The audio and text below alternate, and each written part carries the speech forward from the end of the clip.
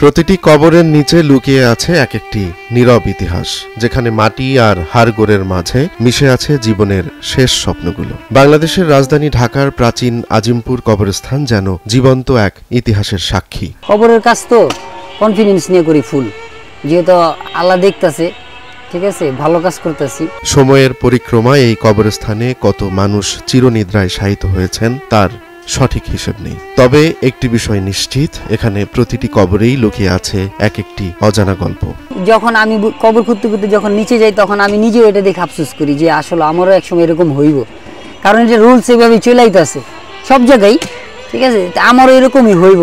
এখন ভাবলে তো আর কিছু করার নাই। আল্লাহ যেমন জীবন দিছে চিরন্তর সত্য, মৃত্যুটাও চিরন্তর সত্য। কবর খননের কাজে নিয়োজিত গোরখোদকরা জানান, নতুন করে কবর খুঁড়তে গেলে প্রায় পুরনো কঙ্কালের অংশ পাওয়া যায়। এই হাড়গোড়গুলো সাধারণত নতুন লাশের সঙ্গে দাফন করা হয়। সব কবর না, যেমন দেখা গেছে কোনটা একটা পর একটা, ওইটা আছে 1.5 বছর পর পর, মনে করেন আমরা যেটা 1.5 বছর হয় সেটা আমরা খুঁজতে দিতে পারি।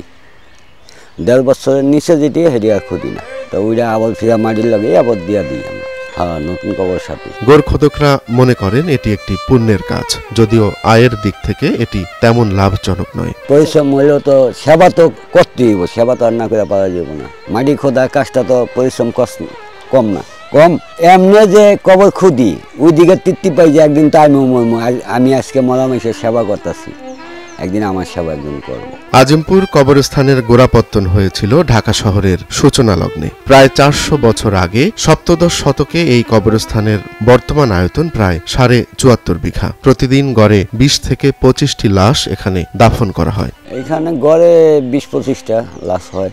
বাচ্চা বুচ্ছালে একটা কবর খুঁড়লে 11 টাকা পাই। আজিমপুর কবরস্থানে বর্তমানে 4টি ধাপে লিজ দেওয়া হয় কবরগুলোকে। 10 বছরের জন্য 5 লাখ, 15 বছরের জন্য 10 লাখ, 20 বছরের জন্য 15 লাখ এবং 25 বছরের জন্য 20 লাখ টাকা পর্যন্ত লিজ দেওয়া হয়। ওখানে মনে হয় নেয় আপনার 1700 টাকা এখন বর্তমানে নেয়, আর কবর খুদানোর সময় এক্সট্রা দিতে হয় 3-4 হাজার টাকা লাগে। 4-5 হাজার টাকার আগে তো এই সরকার থাকার আগে যে সরকার ছিল তার সময় অনেক টাকা লাগতো, 10,000, 12,000 টাকা, 15,000 টাকা, 20,000 টাকাও লাগতো একটা কবর খুঁড়তে।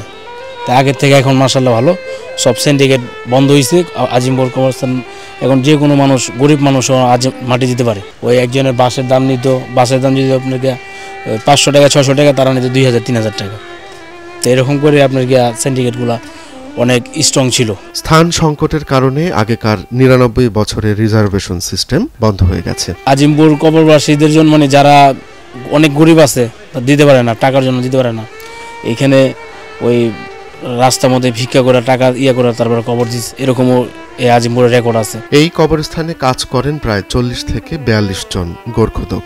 তাদের মতে কবর খোঁড়ার কাজটি শুধু পরিশ্রমের নয়, এটি এক ধরনের সমাজ সেবাও। কবর খোদা তো কবর খোদে, যেমন দেখা গেছে যেদিন কম হয় সেদিন একটা পাই, যেদিন বেশি হয় সেদিন মনে করা দেখা গেছে 2টো খোদ হয়। একটা কবর খোদলে যদি দেখা গেছে কোনটা 500-1000 দিলেন, ওইটা মনে করেন যে আমরা 16-17 জন যেই কয়জনের ডিউটি করি যেদিন, ওইটা ভাগ করে নিই।